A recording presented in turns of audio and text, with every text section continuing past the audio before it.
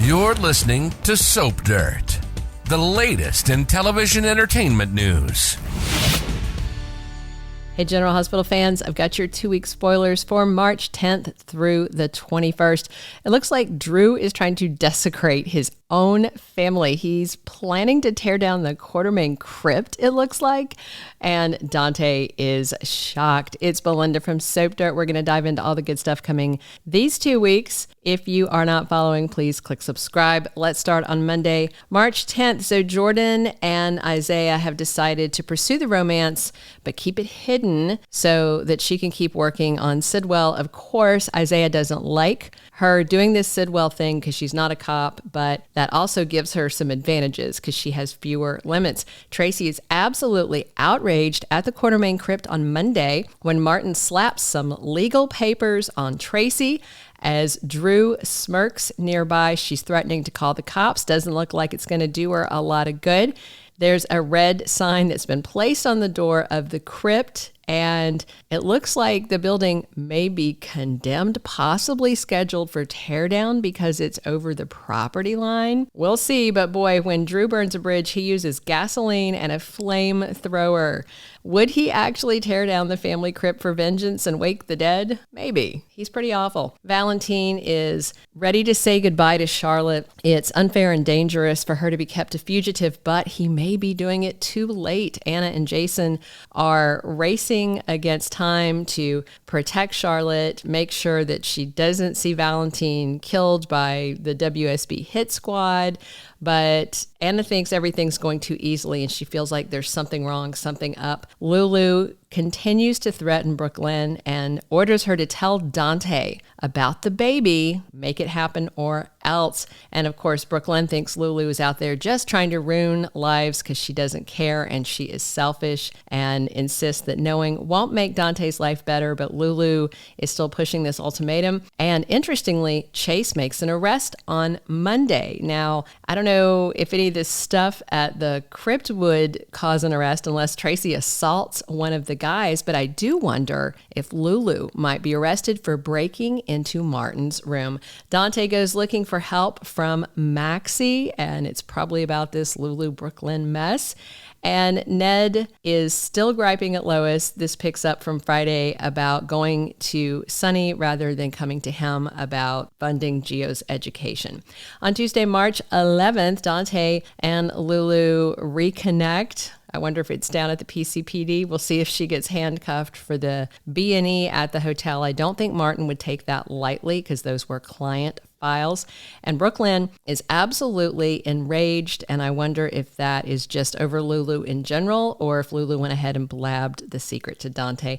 Sasha gets together with Carly. She is trying to get away from Tracy being heavy-handed about the baby being a Quartermaine, which it is. She just doesn't know which family member it belongs to because they're lying. And it looks like she wants the job from her, and she's also taken that payday from Sidwell, which is interesting. Emma steps up for Gio, and Portia is trying to get Curtis to do what she needs so that Drew will believe that she is meeting the demands of the blackmail. On Wednesday, March 12th, there's a wildlife journalist doing a cameo. He's got scenes with Nina. Maybe it's about Drew, what he's doing with Q property or something for Crimson. Ava drops by the Crimson offices also on Wednesday to ask Nina for a favor. And Rick delivers some bad news to Portia. I'm sure it's about Drew. And Liz and Lucky fall deeper into their renewed attraction. Alexis goes looking for Curtis, and Carly confronts Drew over at General Hospital. I'm sure it's about moving in with Willow and or lying about Jason's alibi. Then on Thursday, March 13th, Portia is busy covering her tracks. You know, she doesn't want Curtis to find out about Drew's blackmail. We all know it's going to come out. And unless Spinelli's going to help, it's hard to imagine how she can clean up that digital record that Brad got that he gave to Selena, who gave it to Drew. Carly is questioning her feelings, and I wonder if she's going to circle back around to Jack after she annoyed him to the point he walked out of Bobby's diner. Lucas has an encounter with someone very intriguing. There's supposed to be a hot mystery man coming his way now that he and Brad are completely done for good. The plans that Liz and Lucky made fall apart. Someone thwarts them, and I wonder if they were getting more romantic and someone walks in. We'll see if it's Aiden or somebody else. Anna needs some assistance from Jack, and it may be on this Charlotte issue. We'll find out. I don't know how much Jack's going to do for her.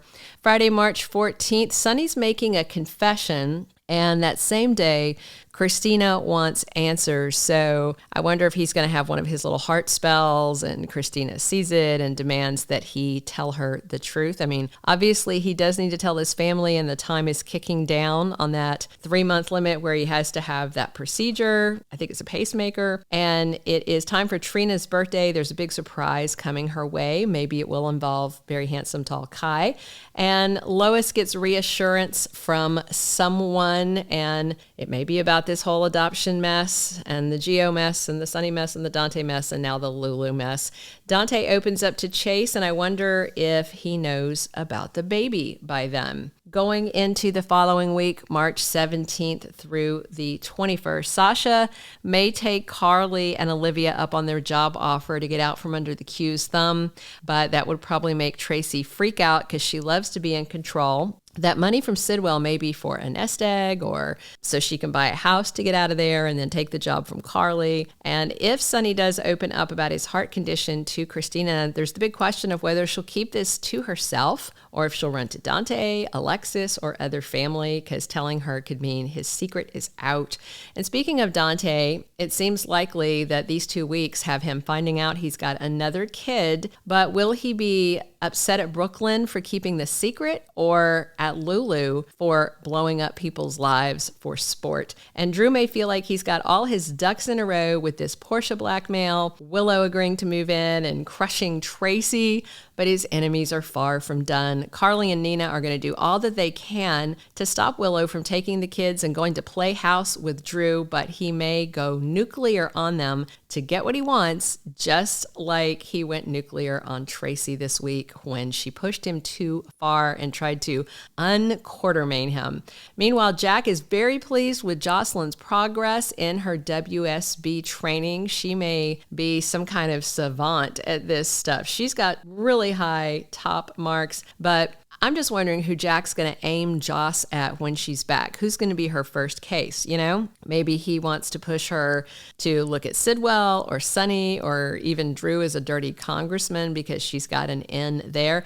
And Sidwell's ulterior motives may stay hidden a bit longer, but he's sure to make some big moves soon with deception and the Sasha issue, and he may have to threaten Natalia to just back off and let him do what he came to town to do without telling her what that is. Also, just an interesting note, Rena Sofer, who plays Lois, wants to go into semi-retirement, so she may step back to recurring and be seen a lot less after the big Geo secret is out.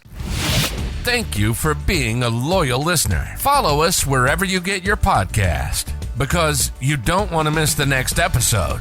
Soap Dirt is on all the major podcast platforms, including Apple Podcast, Spotify, iHeartRadio, and more.